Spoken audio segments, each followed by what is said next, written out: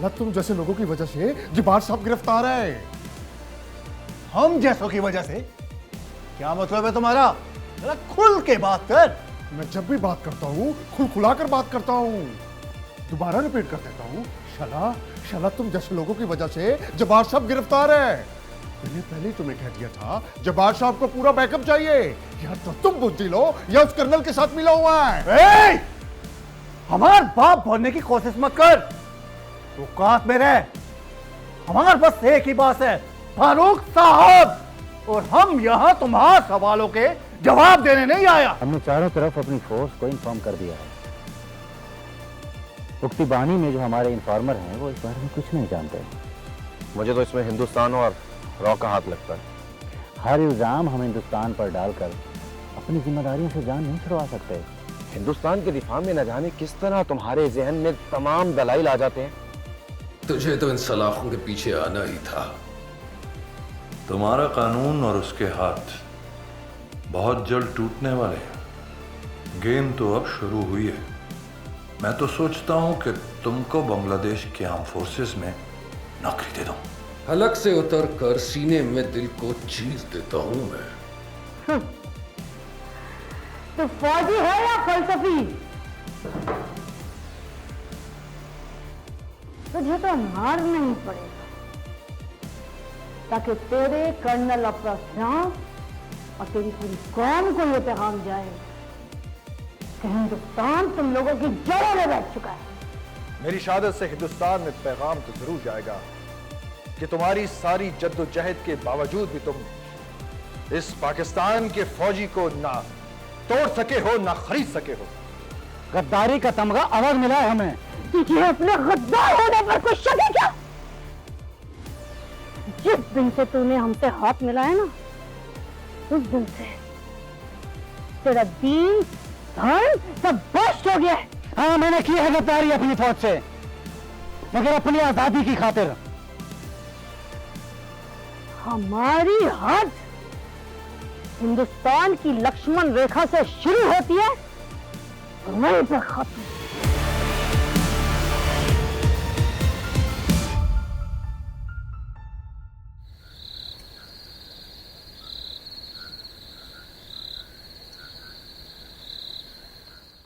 सोच समझ के कदम उठाना चाहिए।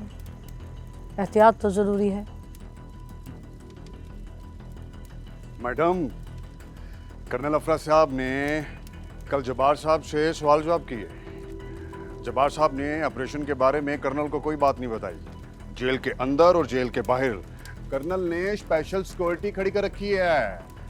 जेल की दीवारें तोड़ना अभी नामुमकिन है। ढाका में इतने दिनों से तुम्हें एक जज नहीं मिला जो जब्बार की जमानत ले सके? मैडम, काम इतना आसान नहीं है। हमने कोशिश किया था। जब्बार साहब का केस एक पंजाबी जज आपदा के पास है, पर उसने साफ इनकार कर दिया है। मैं यहाँ तुम्हारे मसलों की तफसीलात सुनने नहीं बैठी। मुझे हल चाहिए, हल। याद रखो, इस कर्नल का अगला टारगेट ढाका यूनिवर्सिटी होगा।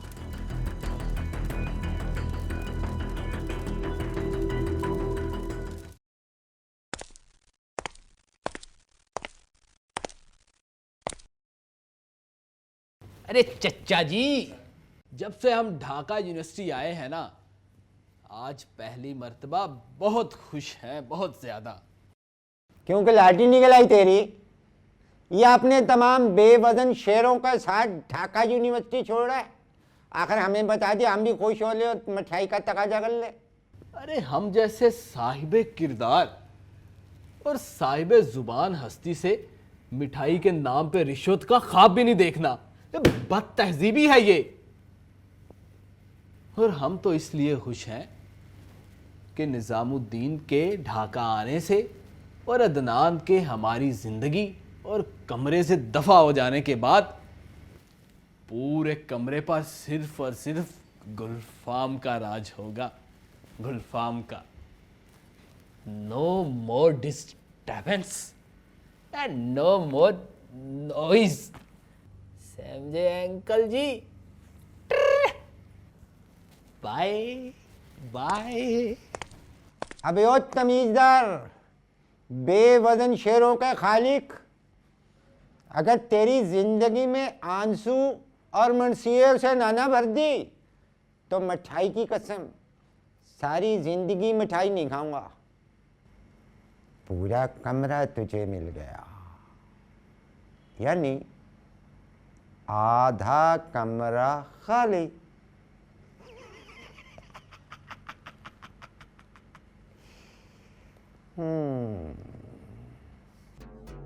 मुझे तो लगता है कर्नल अफरा सियाब हमारे लिए निजात दहिंदा बनकर आया है।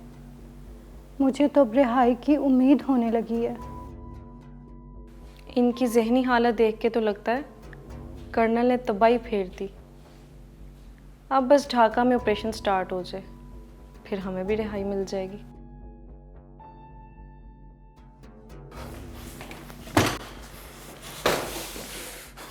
तुम्हारे कर्नल के दिन गिने जा चुके हैं। उसने लिमिट क्रॉस की है। हमरा जबार साहब को पकड़ लिया है। ये उसने बहुत बुरा किया है। बंगाल की किसी जेल में इतनी शक्ति नहीं है कि हमरा मुक्ति लीडर को कैद कर सके, मगर अब उसकी खैर नहीं है। तुम्हारे मुक्ति लीडर को फौज ने पकड़ लिया ते तू सानू वखरी टके टके दियां सुना रहे हैं। हुण असी तेरे वास्ते की कर सकनी है? फिर अपनी भाषा में बकवास शुरू कर दी है। खैर, तेन हुण मैं उर्दू च समझानी है। तुम्हारे लीडर को गिरफ्तार कर लिया कर्नल ने, और तुम्हारी सारी मुक्ति फोर्स बैठी चूड़ियां पहन के देखती रही, और तुम्हारा लीडर जेल में चला गया। अब तुम्हारा कर्नल पे बस नहीं चल रहा, और तुम औरतों के पास आ गए, शेखियाँ मार रहे हो, गुस्सा दिखा रहे हो। क्या फ़ायदा? हमारे सामने तुम ज़ीरो हो, ज़ीरो ही रहोगे। जाओ जाके कर्नल नाल मत्था मारो, जिन्होंने तुहाडे एडे वड्डे मुक्ति लीडर नूं गर्दन तो फड़ लिया। बड़ा अफसोस हुआ आपके लीडर की गिरफ्तारी का सुनकर। अब बिना लीडर आप क्या करेंगे? सारे बंगाल में आग लगा देंगे, घर घर आतंक पहुंचा देंगे। क्या पानी और क्या आकाश, हम तो पताल में भी क़यामत बर्पा कर देंगे। सरकार घुटने टेक कर, हाथ जोड़कर हमारे जब्बार साहब को बाइज्जत बरी कर देगा। बड़े बेहिस लोग हैं आप, अपने लीडर की कुछ परवाह नहीं। आप लोग दहशत करोगे। कहीं ऐसा ना हो जेल में बैठे जब्बार साहब के शिकंजे मज़ीद कस लिए जाएं। इधर तुम बारूद चलाओ और उधर जेल में तुम्हारे लीडर की स्पेशल सेवा होगी। जो डंडा चलता है ना मुंह वेखदे ने ते ना जगह। चलो जे दिमाग वगैरह ते डंडा वज गया ना ते दिमाग ठिकाने आ जाएगा, ते जे किते अख वगैरह ते चोट लग गई ना ते काने हो जाएंगे तुहाडे जब्बार साहब। किसी के माई के लाल में इतनी जुर्रत नहीं है कि हमरा लीडर पर आंच भी आ जाए।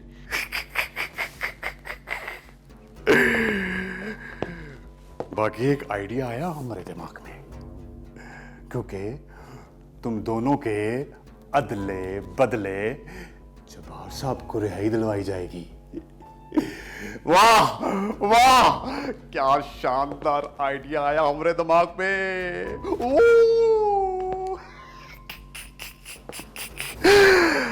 आज तो मेरे माँ बाप भी मुझ पर फक्र करेगा।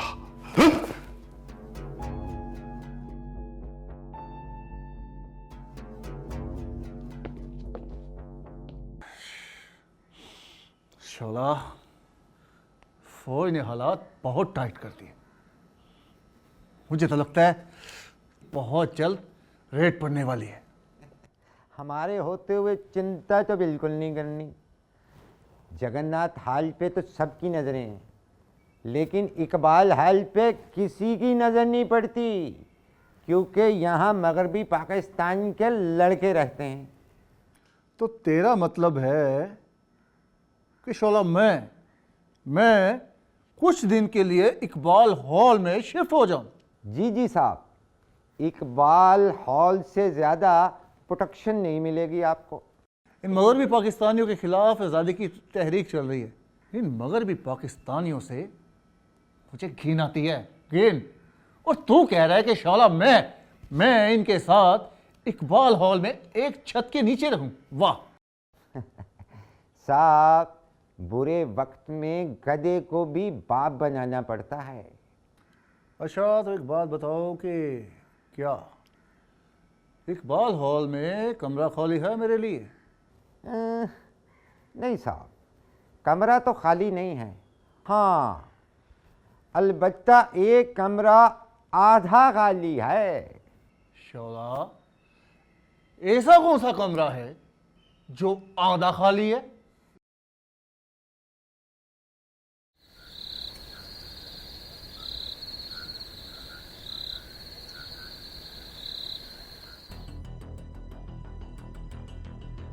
मैडम, बात जरा अजीब सी है जो पूछने आया हूं। मुझे कोई ताज्जुब नहीं, मुझे पता है तुम्हारे दिमाग से कोई फजूल बात ही निकलेगी। मैडम, दो बातें थी। पहली यह है कि आजकल हमरा ड्यूटी पंजाबी लड़कियों के साथ लगा दी है, और शाला अपनी भाषा में हमें बुरा भला कहती रहती है। एक तो हमें पंजाबी आती नहीं है, और औरत जात पे हाथ उठाने का मन नहीं करता, तो करे तो क्या करे? तुझे वो पंजाबी भाषा में बुरा भला कह सकती है तो कौन सी बड़ी अचंभे की बात है? जैसी जिंदगी तो गुजारता आया है उसमें गालियां, ताने, लानते, ये सब कुछ तुझे बचपन से ही तो मिलता आ रहा है। हाँ, फर्क ये जरूर है कि पहले तू बंगाली में गालियां खाता था, अब पंजाबी में गालियां खा रहा है। तुझे तो गाली प्रूफ होना चाहिए। और ये औरत जात क्या लगा रखा है तूने? और तेरे जैसे बच्चे जब अपनी माँ की कोख में होते हैं ना, तो तब से लेकर अब तक अपनी माँ को दुख और शर्मिंदगी की एक सबक कुछ भी नहीं देते। और भूल गया तो सब कुछ है। कोख की दुनिया से लेकर इस दुनिया तक तुझ जैसे मर्द जातों को एक औरत बेसहारा बच्चे से जवान मर्द बनाती है। और रही बात लड़कियों को कंट्रोल करने की, तो उसी मर्द की इज्जत होती है जो किसी काम काज का हो। घर में ही इज्जत ना हो ना, तो बाहर वाली कहीं से भी इज्जत नहीं करेगी तेरी। और दूसरी बात क्या थी? मैडम, इतना कुछ सुना दिया है, अब कहने को क्या रह गया है? नहीं, कह डालना, बोल। कभी कभी पत्थरों से भी ना सूरज महल बन जाते। अच्छा जी, मैडम मैं सोच रहा था कि जब्बार साहब की रिहाई के बदले फौज को इन दोनों पंजाबी लड़कियों की रिहाई की पेशकश की जाए, तो कैसा रहेगा? और बेवकूफ, जब्बार को पकड़ा है, जब्बार को। फौज ने जब्बार को पकड़ा है। ढाका में मुक्ति बहानी के सबसे बड़े कमांडर को पकड़ा है। यहाँ फौज अपने खानदान की कुर्बानी दे देगी, मगर उनको रिहा नहीं करेगी। जब्बार साहब की रिहाई सिर्फ अदालत के जरिए ही मुमकिन है। तुमसे जज मैनेज भी नहीं हुआ। बड़े सर में छोटा दिमाग लेकर दफा हो जाओ मेरी नजरों से। आउट।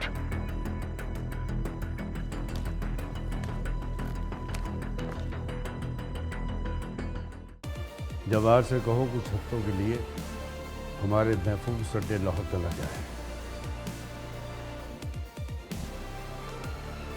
खानम जान के पास।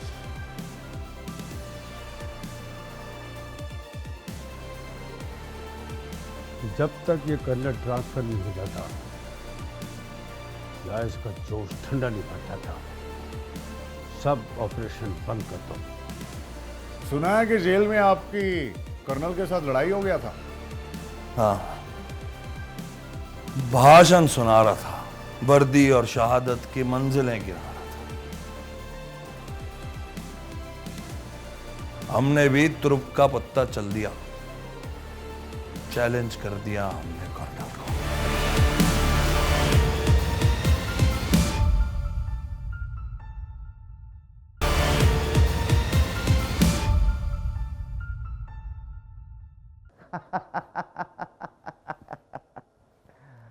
अरे हमें अपनी मिठाई और आपकी अदालत पर मुकम्मल भरोसा था। अरे नहीं, भूले नहीं हैं, मुझे पता है बाकी मिठाई मैंने आपको पहुंचानी है, बस ज़रा खुशखबरी सुना लें। जी। क्या हुआ? अरे वो हो गया साहब जो नहीं होना था। आपकी दी हुई मिठाई ने काम दिखा दिया। वो अपने जज साहब है ना, उन्होंने जब्बार साहब की जमानत मंजूर कर ली। अभी अभी जेल से रिहा हुए हैं वो। अरे वाह, तूने तो दिल खुश कर दिया। इतनी बड़ी खबर, शाला मजा आ गया। हमने तो मजा दे दिया साहब। अब जरा हमारी मिठाई भी दे दें ताकि हमें भी मजा आए। मिठाई की चिंता न कर, ले मुंह मीठा कर। बहुत बहुत शुक्रिया, बहुत बहुत शुक्रिया। ऐसी मिठाई अक्सर देते रहा करें।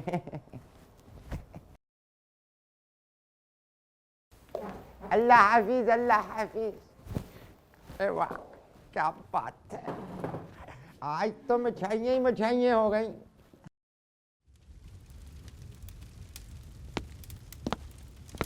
फरूक साहब, जब्बार साहब की रिहाई हो गई है। हमरा जज ने जमानत ले ली उनकी। जवाहर से कहो कुछ हफ्तों के लिए हमारे महफूज सड्डे लाहौर चला जाए। खानम जान के पास।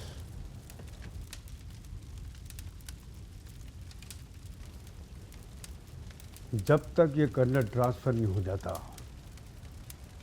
या इसका जोश ठंडा नहीं पड़ जाता, सब ऑपरेशन बंद कर दो। मगर हिंदुस्तान तो चाहता है कि मूवमेंट तेज की जाए। कहीं वो बुरा ना मान जाए अगर हमने ऑपरेशन बंद कर दिया तो। सर, हिंदुस्तान ने इतना पैसा, इतना असला, इतनी ट्रेनिंग हमें इसलिए तो नहीं दिया कि हम अपनी कार्रवाइयों को सस्पेंड कर सके। तुम दोनों को हिंदुस्तान का तर्जुमान बनने की जरूरत नहीं। इन साले हिंदुस्तानियों को फौजी ऑपरेशन का अंदाजा ही नहीं। दिल्ली में बैठ के अखंड भारत का ख्वाब देखना बड़ा ही रोमांटिक आइडिया है। हमें तो यहाँ बंगाल में बैठकर फौज को फेस करना पड़ता है ना।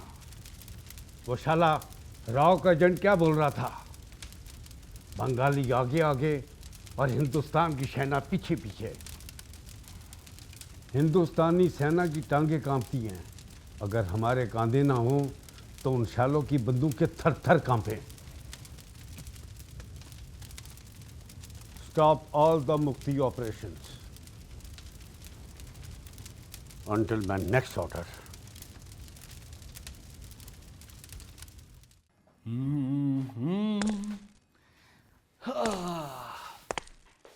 अदनान के जाने का एक फायदा तो हुआ, पूरे कमरे में मेरा राज होगा।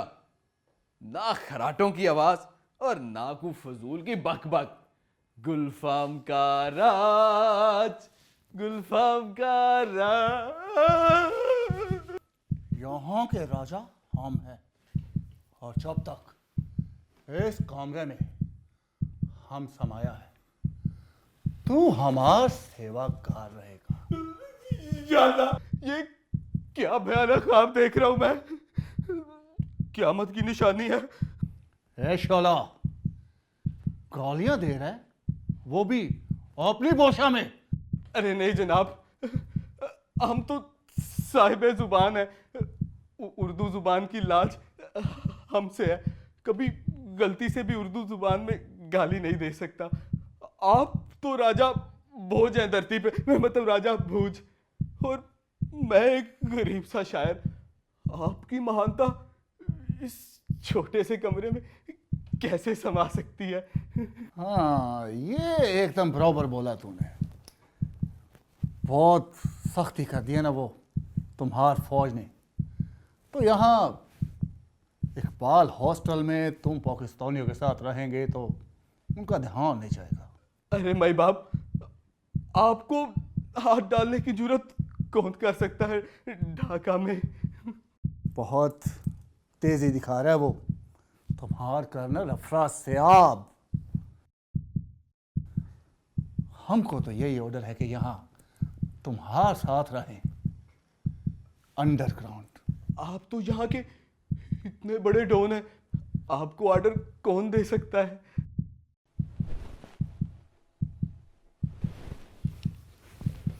हे शोला, बहुत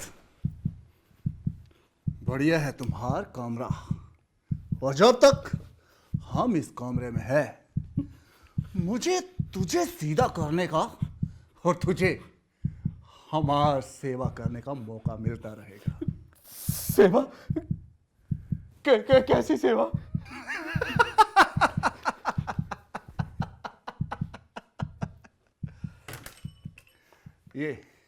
ये शोला वीसी के कमरे से लाया, इसका कनेक्शन इस कमरे के साथ कर, निकाल।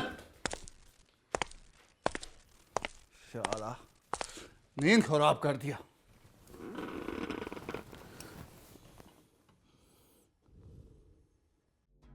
जवार साहब, आपको कोई जेल में दिक्कत तो नहीं हुआ ना?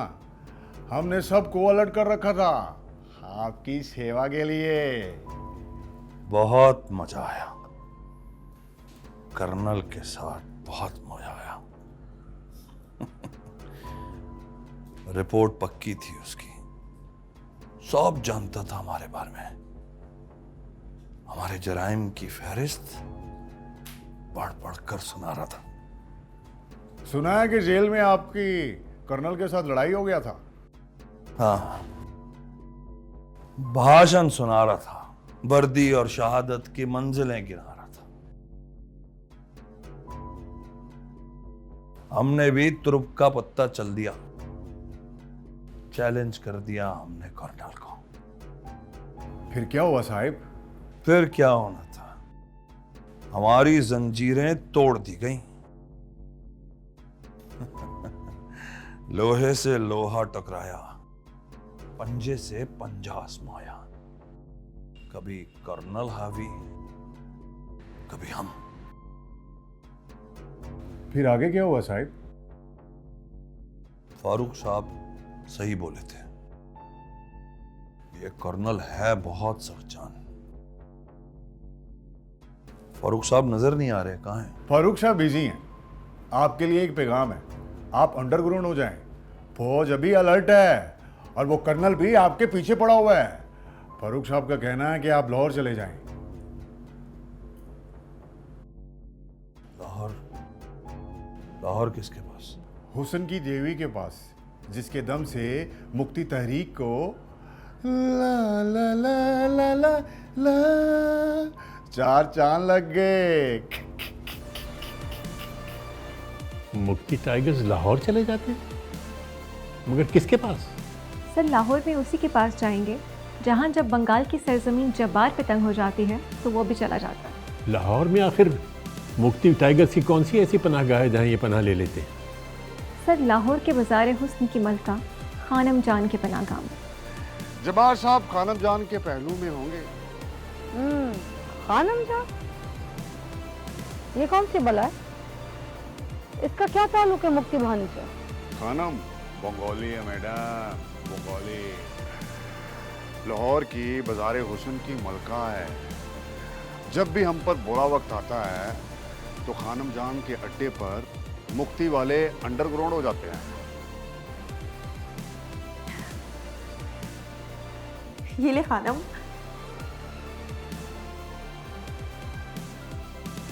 तीन दिन के लिए इस कोठे पर शोक का ऐलान कर दो।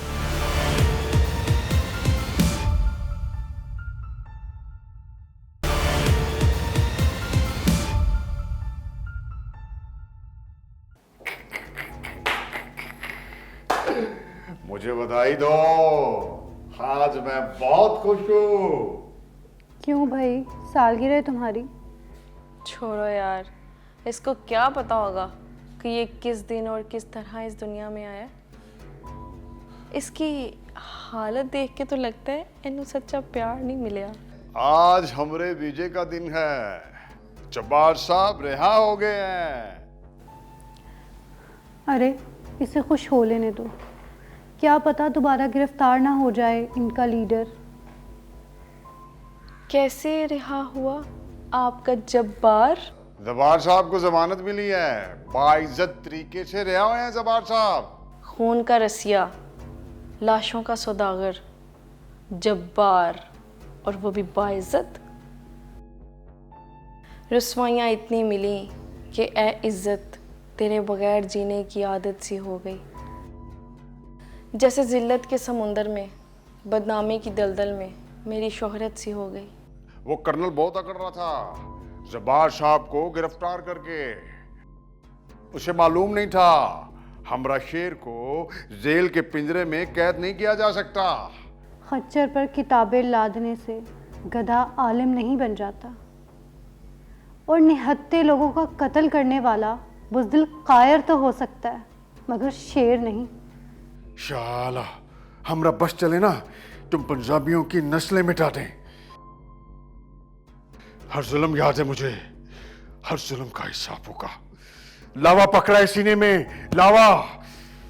आप ना कोई ठंडा शरबत पिए, दिमाग को ठंडा करें। आपको यूं लावे में पकता हुआ देख के ना अच्छा नहीं लग रहा।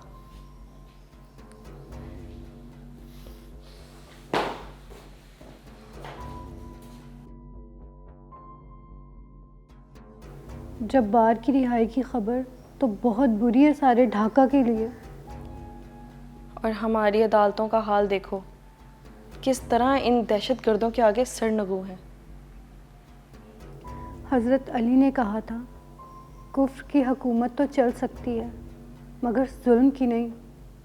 जुल्म फिर जुल्म है, बढ़ता है तो मिट जाता है। ये मुक्ति बानी वालों का जुल्म अब फौज का ऑपरेशन ही ख़त्म करेगा।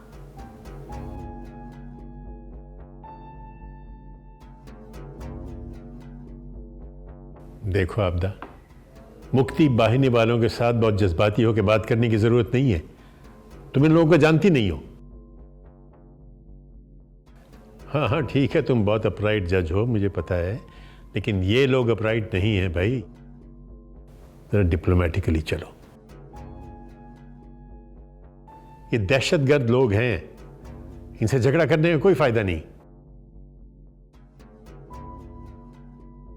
हाँ हाँ ठीक है, नहीं तुम्हारी बहन बिल्कुल ठीक है, बस अपने इसी कहानी के चक्कर में मसरूफ रहती है। हाँ चलो शाम को मिलते हैं, ठीक है? ओके, खुदा हाफिज। सर आपकी वाइफ थी ना, ये जज है ना? हाँ भाई, बहुत ठीक ठाक जज है। लेकिन तुम आज इतने दिनों के बाद खैरियत है? तो मैं आपको बाद में बताऊंगी, लेकिन आपकी वाइफ बिना वजह परेशान हो रही है कि ये मुक्ति बहानी टाइगर्स जिनकी ज़मानत का मसला चल रहा है, कल तक इनका केस एक और जज के पास ट्रांसफ़र हो जाएगा और फिर ये सभी ज़मानत पर रिहा हो जाएंगे, बिल्कुल वैसे ही जैसे जब्बार हुआ था। और फिर बंगाल से लाहौर भेजने का इंतज़ाम भी किया जा चुका है इनके लिए, ताकि कर्नल अफरा से आपकी अताब से बचाया जा सके इन्हें। मुक्ति टाइगर्स लाहौर चले जाते हैं? मगर किसके पास? सर लाहौर में उसी के पास जाएंगे जहां जब बंगाल की सरजमीन जब्बार पे तंग हो जाती है तो वो भी चला जाता है। पहेलियां ना बुझवाओ सदफ। लाहौर में आखिर मुक्ति टाइगर्स की कौन सी ऐसी पनाहगाह है जहां ये पनाह ले लेते हैं? सर लाहौर के बाज़ार हुस्न की मलका खानम जान के पनाहगाह में। खानम जान मुक्ति बानी से वाबस्ता है, बंगाली है, और जब भी मुक्ति टाइगर्स पे कड़ा वक्त आता है तो वो खानम जान की ही पनाहगाह में जाते हैं। उस बाज़ार की रंगीनियों में किसी को शक भी नहीं हो पाता कि वहाँ पे दरअसल हो क्या रहा है। ये भी एक ख़बर है जो मैं आपको दे रही हूँ, लेकिन मैं जानती हूँ आप छापेंगे तो फिर भी नहीं। बेटा तुम्हें तो पता ही है इस अखबार की पॉलिसी का। तुम ये बताओ कि तुम्हारी क्लासेस कैसे चल रही हैं ढाका यूनिवर्सिटी में?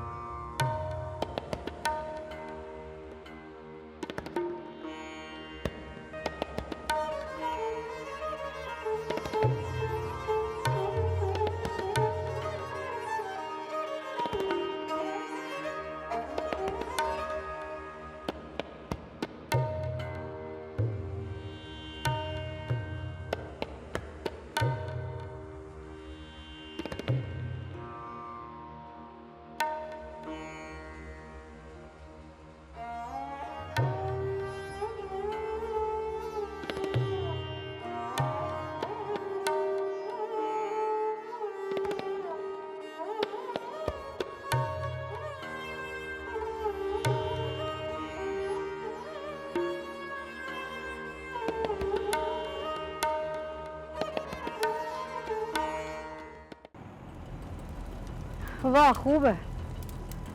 हम यहाँ जलीलो ख्वार हो रहे हैं फौज के हाथों और वहाँ जब्बार साहब लाहौर में आराम कर रहे हैं। आराम नहीं मैडम, याशी कर रहे हैं, याशी। क्या मतलब? मुफ्ती बानी का लाहौर में खुफिया हेडक्वार्टर है जिसकी रक्षा हमरा मुफ्ती बानी की खास हस्ती खानम जान कर रही है। जब्बार साहब खानम जान के पहलू में होंगे, मौजे कर रहे होंगे। खानम जान, ये कौन सी बला है? इसका क्या ताल्लुक है मुफ्ती बानी से? खानम बंगाली है मैडम, बंगाली। लाहौर की बाजार हुसन की मलका है। जब भी हम पर बुरा वक्त आता है तो खानम जान के अड्डे पर मुफ्ती वाले अंडरग्राउंड हो जाते हैं और हमारा असला भी वहीं छुपाया जाता है। तो खानम जान मुफ्ती तहरीक की जान हुई ना, और तुझ जैसे मर्दों से खानम 1000 दर्जे अच्छी है जो कम से कम मुफ्ती बहानी के मर्दों को अपने आंचल में छुपाए बैठी है, भले वो आंचल फिर दागदार ही क्यों ना हो। महान है खानम जान, महान है, महान है। खानम के नाम की माला जप्पा करो, तुम्हारे लिए उसका दर्जा काली माँ से कम नहीं है। मैडम जब्बार साहब तो आजकल दिन रात अप्सराओं के पास रहते हैं, मगर याशी की भी तो कीमत होती है। और खानम के अड्डे से कॉल आई थी, जब्बार साहब पे पैसा पानी की तरह लग रहा है। आपसे विनती करनी थी कि मुफ्ती बानी की थोड़ा फंड बढ़ाया जाए ना। हराम के रास्ते जा रहा है पैसा हिंदुस्तान का, और कभी तुम्हारे लीडर गिरफ्तार हो जाते हैं, कभी अफसराओं के आगे कैदी। खैर हमें इससे क्या, तुम 3 वक्त की छोड़कर भले 1 वक्त की रोटी खाओ या अपना पेट काटो, तुम इससे 1 पाई ज्यादा नहीं मिलेगी जो हिंदुस्तान ने मुफ्ती बहानी के लिए तय कर दी है। तेरे हालात देखकर तो वैसे भी लगता है कि जल्द तू फौज का रडार पे होगा, जान बचाने के लिए लाहौर भागेगा, खानम के पास जाकर पनाह लेने के लिए भीख मांगेगा, भीख। और तुम में से आधे मुफ्ती लीडर्स को ना और तबला सारंगी देकर खानम के कोठे पे बिठा देना चाहिए ताकि तुम लोग मेहनत की रोटी कमा सको, इज्जत की रोटी कमा सको। तुम क्या देख रहे हैं?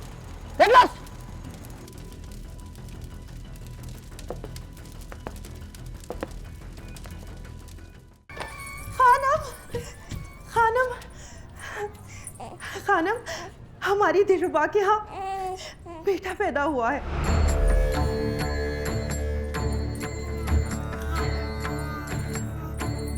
ये ले खानम।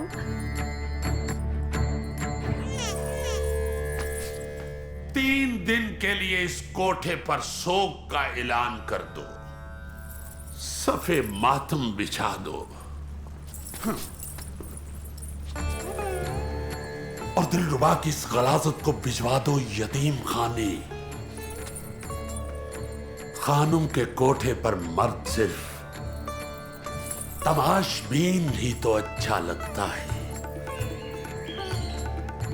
वरना